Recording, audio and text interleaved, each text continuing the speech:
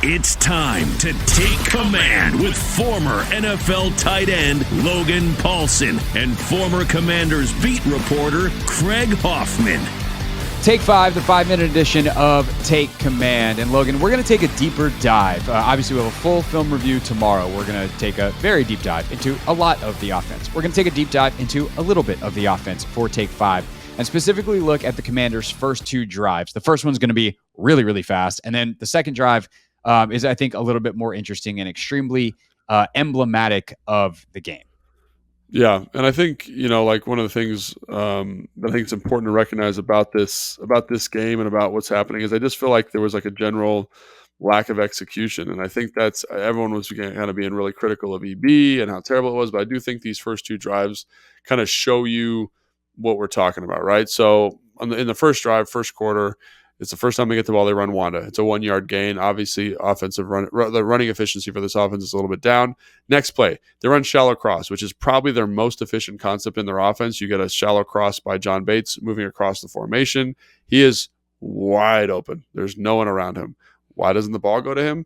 Because Nick Gates gives up a quick pressure to Dexter Lawrence. It ends up being a sack. So, and I don't think there's a lot to say that like that's on Sam, for example. Like I think that's more on Nick Gates as a player. 100%. Right? It's one of those where it's like, if it's Mahomes, does Pat hit his back foot and sidearm that thing, somehow loft it over to Travis Kelce? Probably. Yeah. But more than half of the quarterbacks in the league take the exact same sack that Sam did there. That's not like a Sam Howell special sack-wise. That is Nick Gates losing quickly to Dexter Lawrence. So then it's 3rd and 22. Not a lot in the playbook. Hit a check down to Logan Thomas. Love the process there. Good protection. Good. Awesome. Next drive, okay? You were running like everyone's calling for quick game. Here we go. Here's your quick game, right? So we're going to run hitches to the offensive left, and I think it was like a bow or a stick concept to the offensive right. Dude's wide open. They're playing 10 yards off. Sam hits his drop. Hits the drop. Protection's excellent. Sails the ball kind of high and outside. Curtis Samuel can't get his hand on the ball. So like there, I look at it and I say, there's a concept in the first drive where it's wide open. We lose a 1-on-1. Here is a concept that's wide open, quick game, ball's out of your hands, there's no pressure, we miss the throw, right? So there's in those sequences, right? So now we're in 2nd and 10. We give the ball to Chris Rodriguez, really nice run, gets you to 3rd and 6. Awesome, high fives, everyone's fired up, right? So then it's 3rd down, we're expecting man coverage from our guy Wink. The offensive line does a pretty good job of picking it up. You pick your best matchup. It's Jahan working across the formation. If you're Sam, you throw the ball away, like behind the defender, behind everybody, hits the ground, and you don't give your guy an opportunity to win.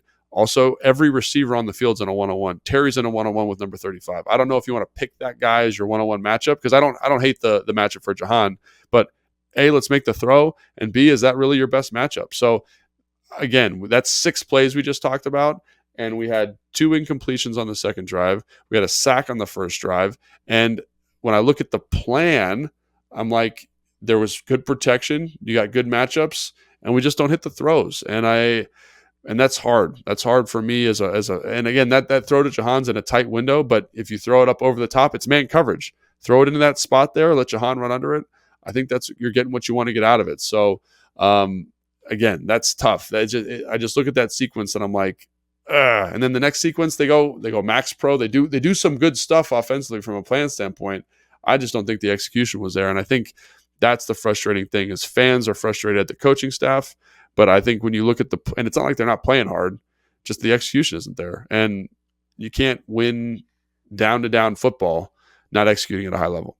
Yeah, mental mistakes, physical mistakes.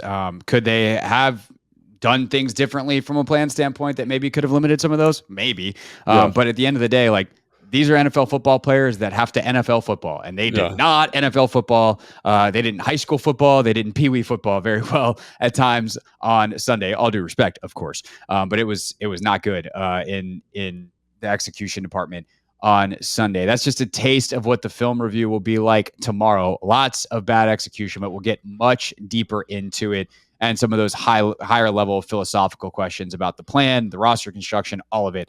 That's tomorrow on Take Command. As for now, thanks for listening to Take 5, and subscribe if you have not already. And also, if you're watching on YouTube, hit the like button. Just, little favor between us. Thanks for watching this clip of Take Command. First, why don't you like it? It lets other people know that it was good, and then they should watch it too. And Logan, we have a new exclusive home for full episodes. We do. 1067 The Fans YouTube page. Go check it out and please subscribe. Yeah, do what Logan said. Do it. Very, very smart.